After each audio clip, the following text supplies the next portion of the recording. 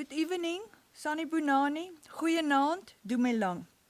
My name is Kinta Burger. I'm the registrar at the University of Johannesburg, and it's my honor and privilege to welcome you on behalf of the Vice-Chancellor and the University to the inauguration of Professor Ina Wagenaar.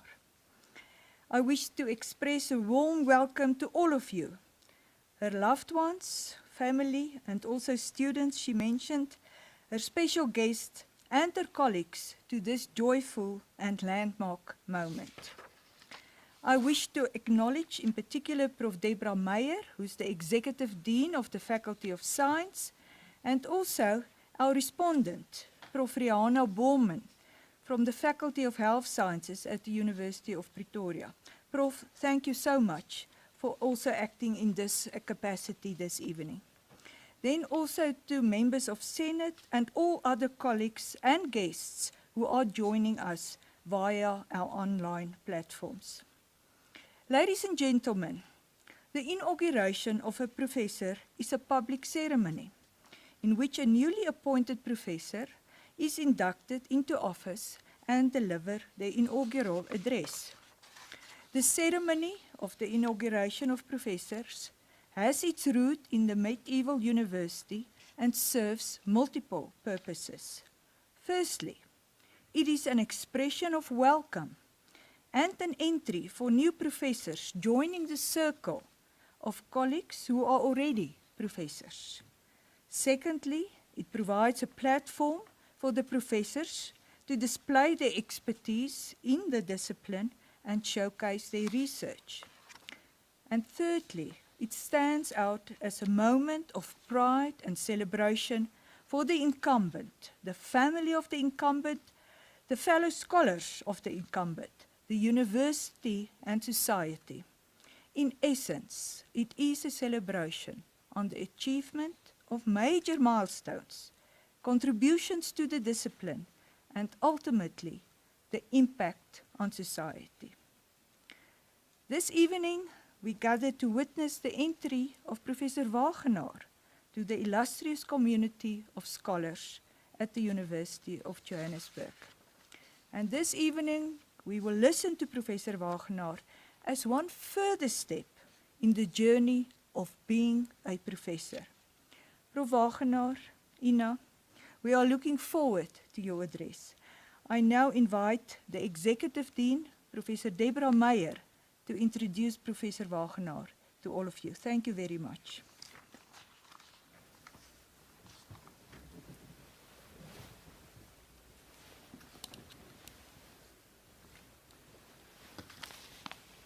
Honored guests, it is my privilege to introduce Professor Ina Wagenaar.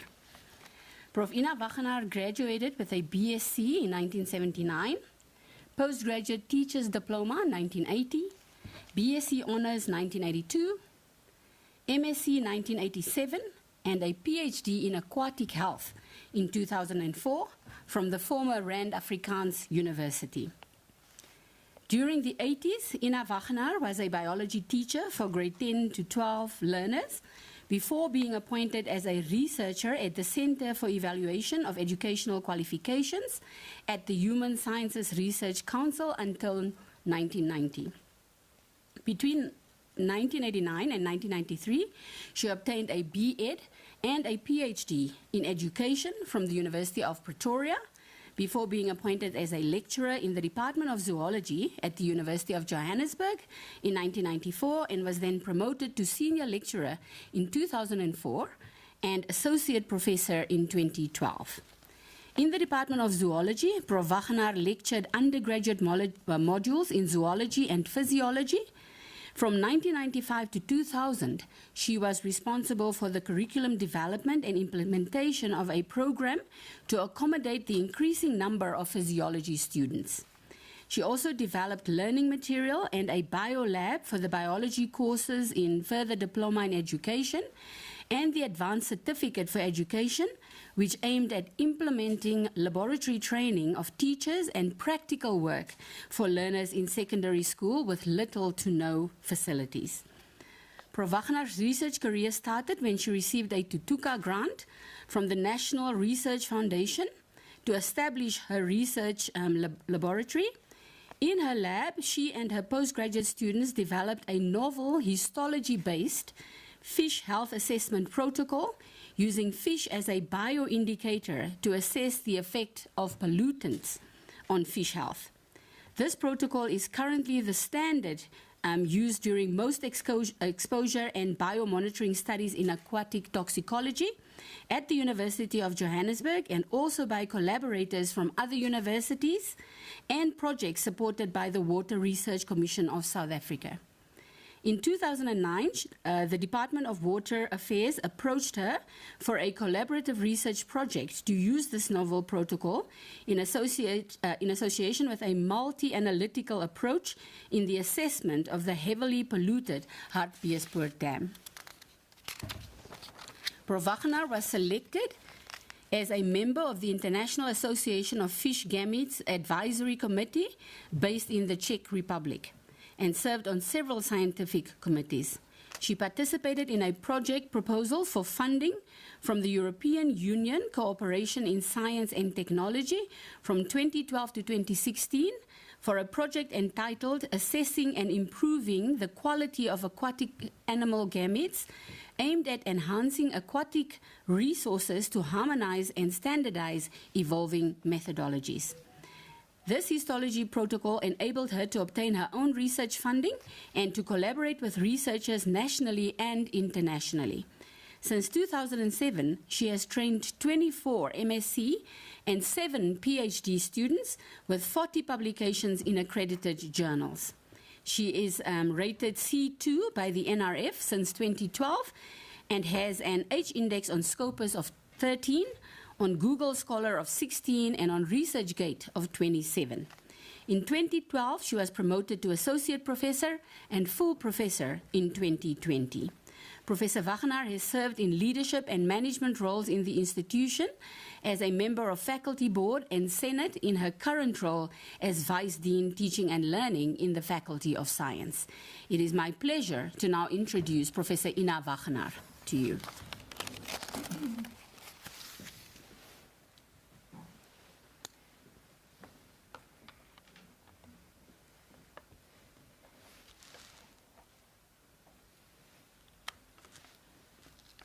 Good evening, Professor Burger, Professor Meyer. This virtual event for me is a special occasion because at this moment, my dad, as well as both my sons, the one in South Africa and the other one in New Zealand, my colleagues, all my postgrad students and my special family are able to share this special event with me. Now tonight I have the opportunity to introduce my research journey and also to provide to you more information about why I've chosen to do research in this field and to provide insight on what I am doing. Now my research falls in the field of aquatic toxicology, and my focus since I started this journey was on microscopy. In other words, to visualize the finer details of cells and tissues. Now, since joining the University of Johannesburg, I focused on fish as a biomarker, and the reason is that the Department of Zoology already had the infrastructure and the expertise to do research in this field. Now, where I made a contribution was to use fish histology and histopathology as endpoints to determine the effect of aquatic pollution. Now, histology and histopathology offers a comprehensive resource tool in the growing field of aquatic toxicology. Now, aquatic animals are unintentionally exposed to the toxicants in the water, and the effects of aquatic animals, including fish, are still largely unknown.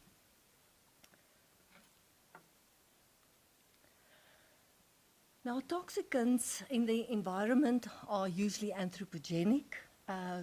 These toxicants are persistent, they are insoluble, not broken down by light. In other words, they may be highly toxic to aquatic organisms. Which toxicants are there? There are metals, organic pollutants, pesticides, insecticides, pharmaceuticals, to name a few. And fish has got the ability to bioaccumulate all these pollutants. So high up in the food chain, there's not only bioaccumulation, but the higher these fish are in the food chain, the more biomagnification also occur. Now, when I started with this research, a range of histopathological changes were identified. And these were identified in the control groups.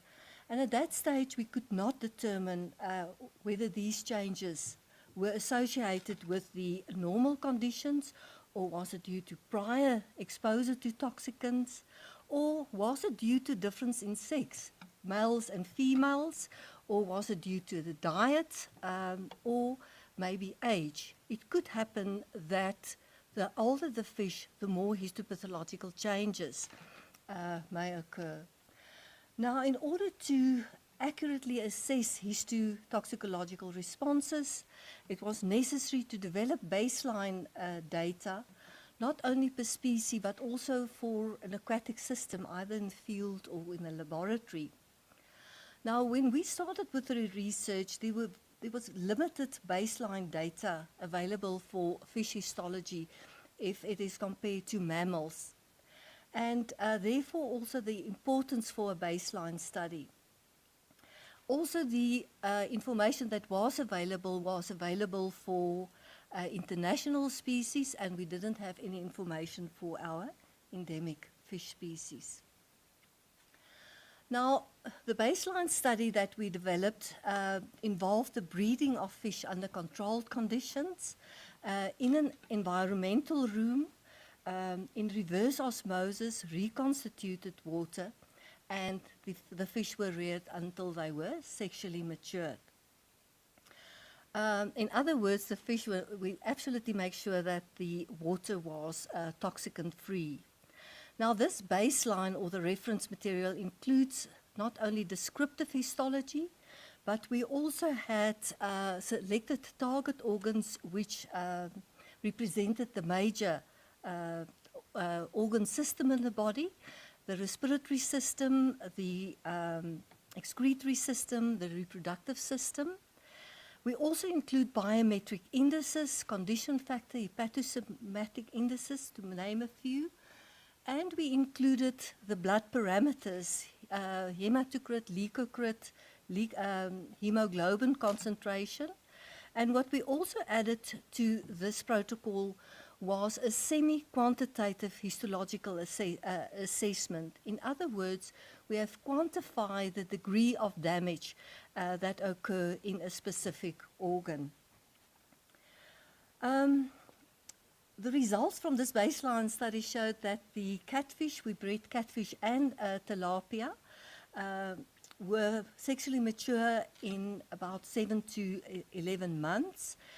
We could identify all the final stages of spermatogenesis, and this was important to also include these stages in the reproductive studies.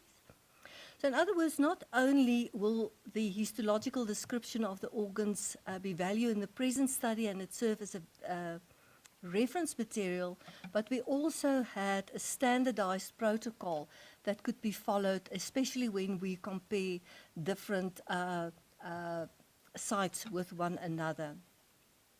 Now, part of the methodology of this was already published, and the rest was used in future toxicological assessments. Now, the baseline study where fish were bred in toxicant-free water was successful. But it can now be argued that we also need reference material for field study. Now, as the Okavango Delta is not the Okavango Delta, the Okavango River in Botswana is a pristine river, we've decided to also do the health status of fish in this pristine river. Now, the Okavango Delta is rich in biodiversity. It is home to about 71 different fish species. It also supports small-scale commercial and subsistence, as well as recreational fisheries. Now, in terms of the ecological importance, fish are also a major food source, not only for humans, but for more than 50 animal species, including crocodiles, otters, and fish eagles in this system. So what we've done, we've described the health status of 5 economically and also commercially important fish species in the Okavango Delta. We did a histology-based fish health assessment. Now, the histological responses showed that there were a number of histological changes which was unexpected. Looking at the water quality, all the physical water quality parameters were within the target water quality range. All the blood parameters were also within the normal range. The hematocrit, the leukocyte, and also the blood proteins. But macroscopic, there was a slight discoloration in about 80% of the livers of one of the species. And this was unexpected. Also, the gills and liver were most effective in terms of the histopathology. We also observed liver cysts, but these were associated with parasites in the liver. Looking at the water quality in this river, none of the EDCs, endocrine disrupting metals, were present. Neither cadmium, lead, arsenic, and also mercury. But it should be noted that DDT has been sprayed in the area for 50 years as part of a vector control. And this exposure definitely had an effect, adversely effect on the development and function of both the male and the female fish. It should also be noted that the histopathology is not stress-specific and that the parasitic infections was the major contributing factor for the histopathology that was observed. Again, it shows the value of the baseline data and the data that we have for fish that was bred in toxicant-free water, especially in an ecosystem with so many variables. Another project that I was involved in was the DDT project in the Limpopo province. This was a Water Research Commission project, and the project leader for this project was Professor Rihanna Borman. I collaborated on this project to do the fish health assessment. Now there was 3 sites selected in this area. There was the Secundu Weir as well as the Nandoni Dam that was situated in an area where DDT spraying occurred. And then the Albacini Dam was the reference site situated outside the area where DDT spraying occurred. We selected the 2 species, the tilapia as well as the catfish, which were also used as the baseline study. Now, DDT is a pesticide which is used in malaria, for the malaria carrying mosquito. It should also be mentioned that DDT was banned internationally, but some countries, including South Africa, have been granted restricted use for indoor residual spraying under the Stockholm Convention, which South Africa agreed to in 2002. Now, DDT is not only one of the persistent organic pollutants. DDT, as well as its metabolites, DDE and DDD, are also endocrine disrupting chemicals. In other words, it will affect the hormonal system. And in male fish, it does not only pose an estrogenic effect, it also has an anti-androgenic effect. Now, according to the literature, the DDT and its metabolites affect growth, but also the reproduction. And as we all know, that an important component of fish health is an optimally functioning reproductive system. Now, because it affects the reproductive system, we also had to include more parameters. We include sperm motility parameters, basically referred to as the computer-assisted sperm analysis, which assess 13 different motility parameters of the movement of sperm cells. Now, testicular histology and sperm motility parameters is also indicators of the reproductive capacity of these two wild species.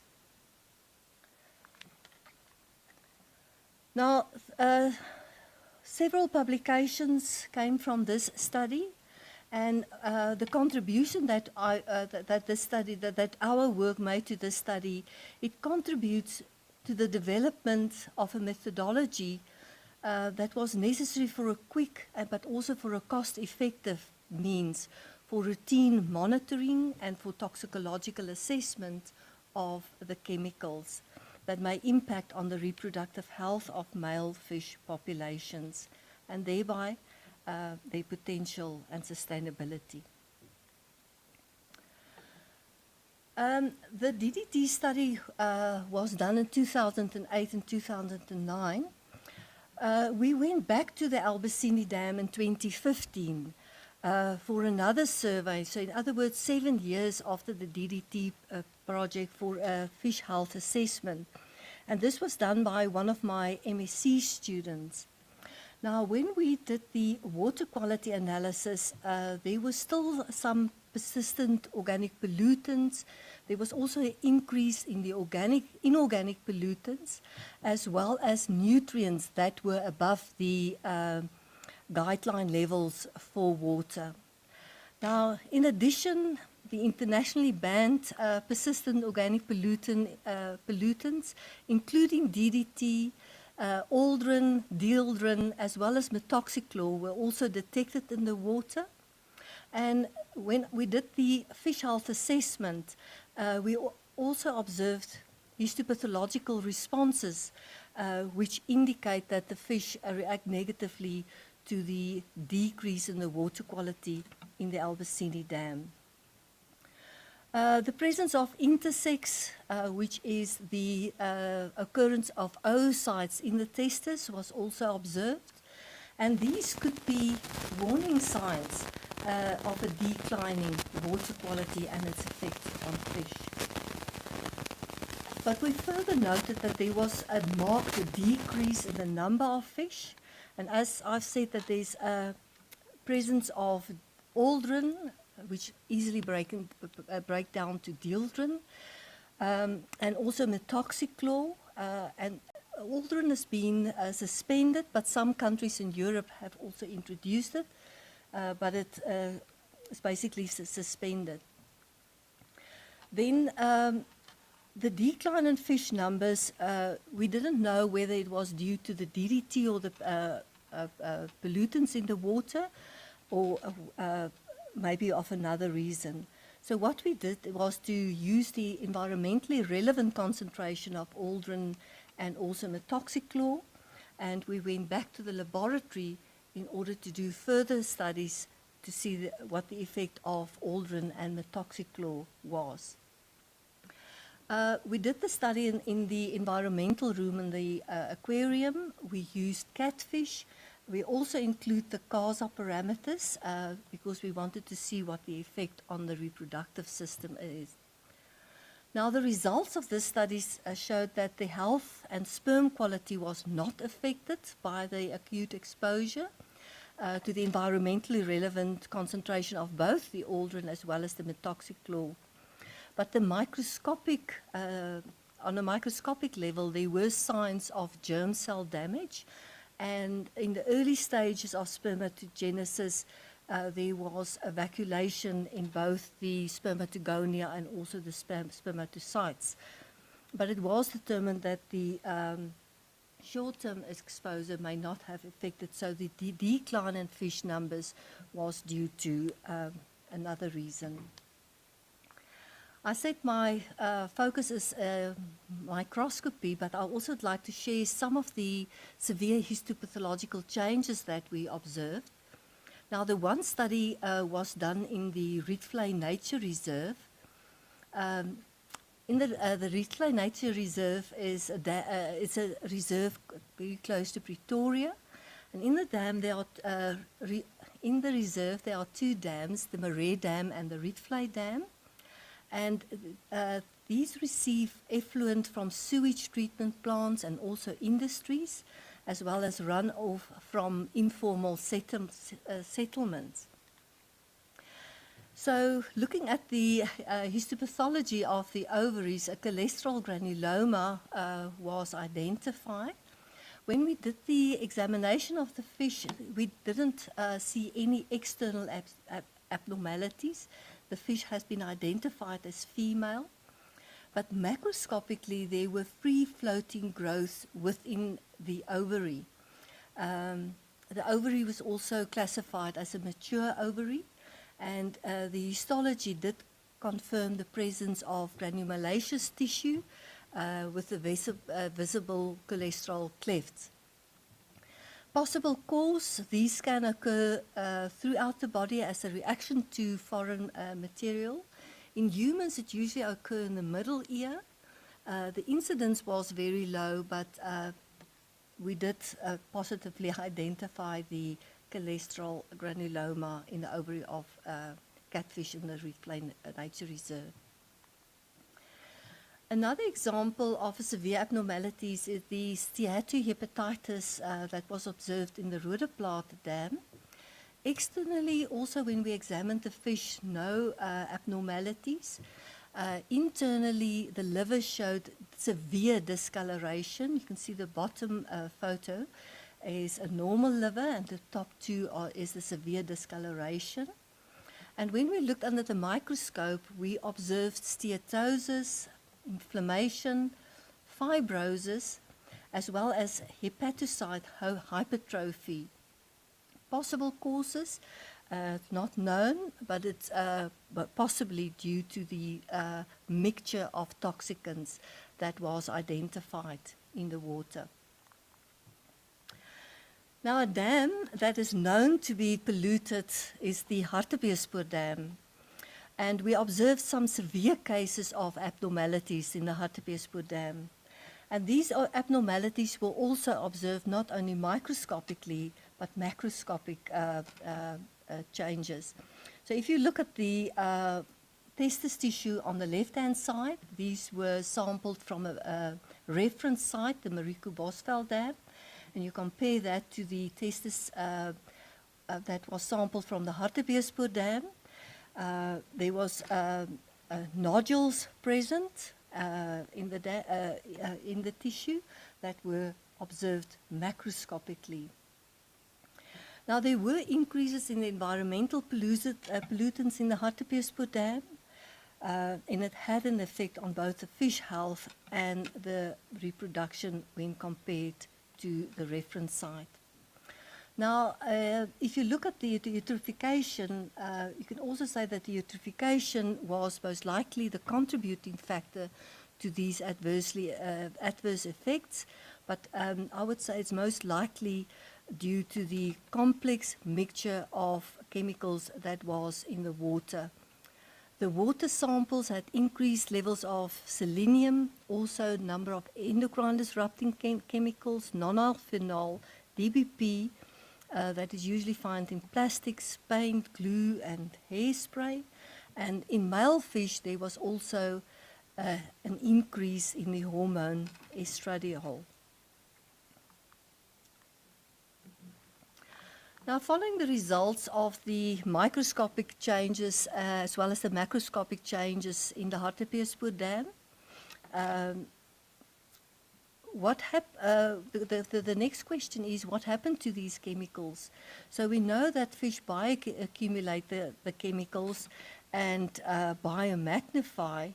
And the next question is then, is this fish safe for human consumption? Now, I want to state here that it's important to also note that consuming contaminated fish might also pose a health risk.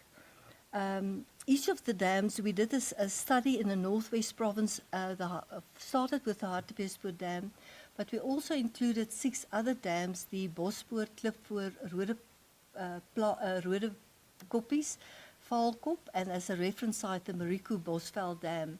And in each of these dams, a mixture of chemicals was present, and therefore the toxicity also differ in each of these systems. So I'm not going to go in finer detail of the fish health and edibility, but it was important to know that the edibility study was done in these polluted sites. Now, my research currently is on pharmaceuticals, and I would say that one of the most crucial environmental problems the world is facing today is pharmaceutical pollution in aquatic environments. Now, we all use pharmaceuticals in our daily life to prevent disease or to treat disease and to keep up with our lifestyle. And many times, old or unused drugs are flushed down the toilet. Now, studies have shown that pharmaceuticals pass through our bodies with little change, and eventually they end up in the wastewater treatment work. It should also be noted that the wastewater treatment works were not designed to remove these pharmaceuticals. Now, consequently, the wastewater treatment works have a cocktail of chemicals which eventually then land up in our water systems. I should also note that these pharmaceutical pollution is not only in South Africa. In the US in 2002 already, there were 82 different pharmaceuticals being identified. In South America, also antidepressant, antibiotics, and in China, sulfonamide and antibiotics. And in African rivers showed high levels of antibiotics as well as antiretroviral drugs. Now, the pharmaceuticals focused on in our lab are the ARVs currently, ARVs as well as antibiotics because they are most consumed in the world. But South Africa is the first country with an ARV program. It should also be noted that the ARV program, this treatment has improved the quality of life as well as the well-being of patients on HIV treatment. Now, when we started the research, we went back to the Vembe district in the Limpopo province, and 7 sites were selected in the Levuvu River, the Zinzi River, and the Mavudi River. And when we analyzed the water, we did find one of the antiretroviral drugs, the efavirenz, low concentrations of 10.3 nanograms per liter. So we started this experiment with the environmentally relevant concentration. We did an acute exposure in the laboratory under controlled conditions, and we did the fish health assessment. And it was, the results show that efavirenz is toxic, and also that it caused liver damage, it caused steatosis in the liver, and that efavirenz could pose a health risk. We also used a higher concentration, and it had a severe effect. This study was done by one of my master's students, and her results has also been published.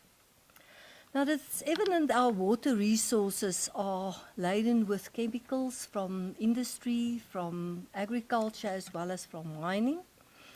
And fish are unintentionally exposed to these chemicals. The chemicals bioaccumulate, they magnify. But I think the challenge in South Africa is that we are a semi-arid region.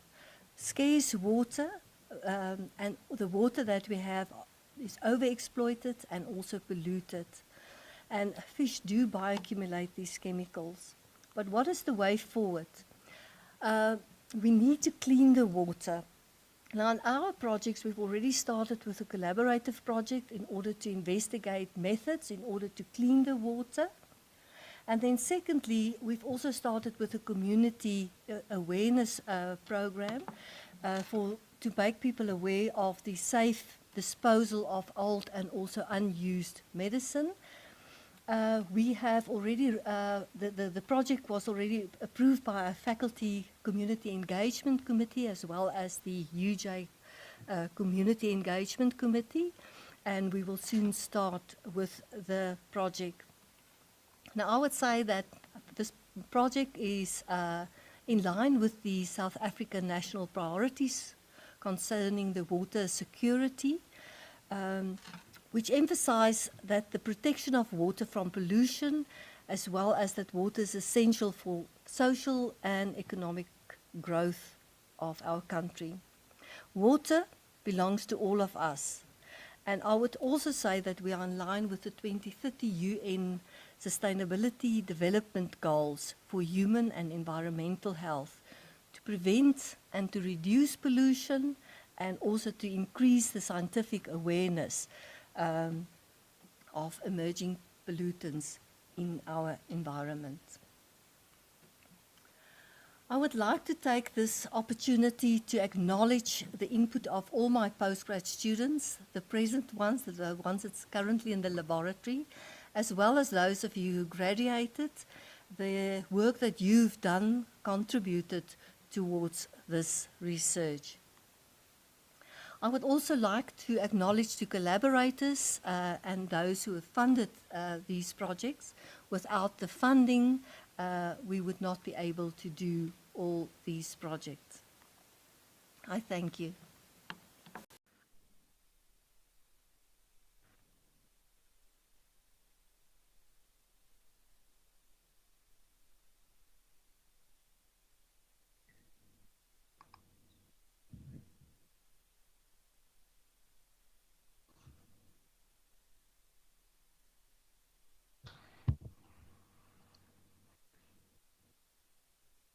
Professor Burger, Professor Deborah, distinguished guests and colleagues. It's truly a huge honor to participate in this prestigious occasion of Professor Wagenaar. I'm indebted to UJ for making it possible to join you virtually tonight, as I'm currently doing field work in the remote rural areas of northern Limpopo, bordering Zimbabwe, close to the area where I was first introduced to the application of Professor Wagenaar's work. In this area, we learned from one another in a multidisciplinary and multi-institutional collaboration on the first study in South Africa to address exposure to environmental endocrine disruptor chemicals and the associated health effects in humans and wildlife in the Vembe district of Limpopo province. I witnessed her enthusiasm about microscopy. I watched her involvement and taking care of the students. And I also saw how the students were empowered to become scientists in their own rights. The junior captain Scott Medal was from the South African Academy for Science and Art, was awarded to two of her students for the best MSc dissertation in zoology from a South African university. One of her students, Marcel Marchant, also received the Excellence in Water Research Award from the Water Institute of Southern Africa, the Water Research Commission, and the CSIR in acknowledgement of focused, productive, multidisciplinary research dedicated to the growth and intellect of the different participating research disciplines. Recently, two of her students, Helene Kutsia and also Kesa Pitsu, received the Chancellor Award for the best MScs in the Faculty of Health Sciences. International recognition for Professor Wagenaar's work was by the Society of Environmental Toxicology and Chemistry, CTEC, which is a very prestigious recognition. And Marcel Marchant received the Young Scientist Award in 2008, and it was intended to honor individual prominent performance in scientific work by young scientists under the age of 30. Marcel was subsequently invited to the CTEC Pellston workshop in the United States, as one of two postgraduate students selected internationally to join this meeting and present. In my view, these were excellent students, but with an extraordinary study leader. When Professor Wagenaar started in the field, she identified the crucial need for baseline data in fish, but it had to be applicable to various areas of South Africa, and it had to provide information for Pan-African species, like she explained to you. The research performed translated into observations, now being indisputable evidence for concern about fish population. But at the same time, it also raised concerns about the health of individuals and dependent populations on the same water sources than the fish. Under her knowledge, you heard that she developed a novel histology-based fish health assessment protocol using fish as a bioindicator species to study the effects and indicate the effects of pollutants on fish health. This became the standard protocol not only at UJ, but you also heard about the application by the Water Research Commission researchers and by the Department of Water Affairs in this multi-analytical method approach that she was invited to collaborate in the heavily polluted Hartbeespoort Dam. Colleagues, not only has Professor Wagenaar provided aquatic models for human toxicity, but she also provided environmental sentinels of early warning signals of environmental hazards related to fish health and endocrine disrupting chemicals, pesticides, metals, pharmaceuticals, antiretrovirals, and the list goes on. Therefore, any of the future work that she will endeavor will be relevant, because in South Africa we have realities of water scarcity, of population growth, of polluted water sources, even in the most remote rural areas of the Wembe area, district of Limpopo province, because everything we get rid of eventually ends up in water. We should be clear that Professor Wagenaar's research is not only about aquatic survival and aquatic populations and the decline, it's also the indications that she presented to you about the testicular oocytes in fish species means that there was intersex in the fish species, and it's occurring concomitantly to diseases of sexual development, including intersex in newborn boys from this area. Professor Wagenaar has to continue translating her research findings to inform the general public, even when the message upsets politicians, and it certainly will. Those aquatic findings are early warning signals for our own health as humans. I thank you for your time and your attention. Thank you.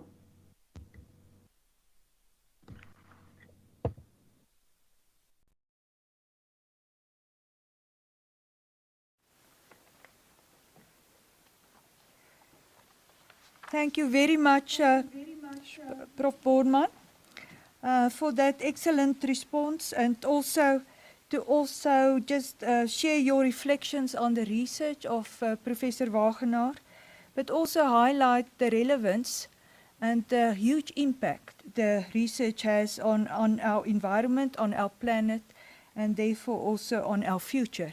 So I think that was very insightful, and we really thank you for your part in this inauguration lecture. But I want to come back to Professor Wagenaar and just to say thank you for sharing your journey with us and your absolutely fascinating research that you are doing, Ina.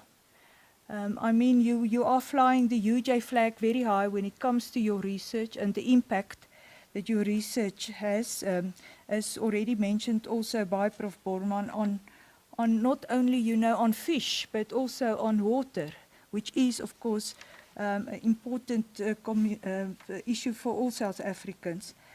But I also want to say, in addition to your research, I want to thank you for your contribution, to UJ in general. You are not a researcher that only care about your research. As Prof. Borman also highlighted, you have delivered so many excellent graduate students, postgraduate, but I also know about your impact on undergraduate level. So I just want to say you are a very well-balanced academic, caring, of course, about your fish, about the environment, but most of all, also caring about your students and your service to the faculty and the university. So I thank you and I wish you all the very, very best, for many more years of productive research and for many more years here at UJ. So congratulations once again and thank you for what you are doing here at UJ. I'm now calling on Prof. Deborah, the Executive Dean of the faculty, to assist with hanging the rope over Prof. Ina Wagenaar. Thank you.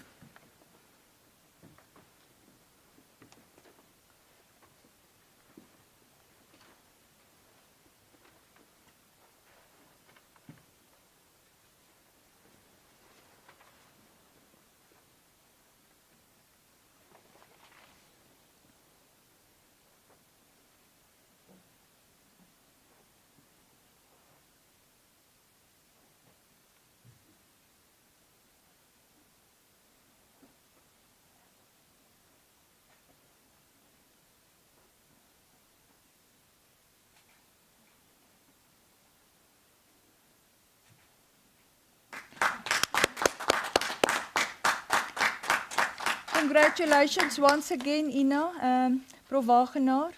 And that brings us then to the end of this ceremony. I hope you've enjoyed it and I hope that you can watch it again, Ina, because it's now also recorded. And yes, congratulations. Well done.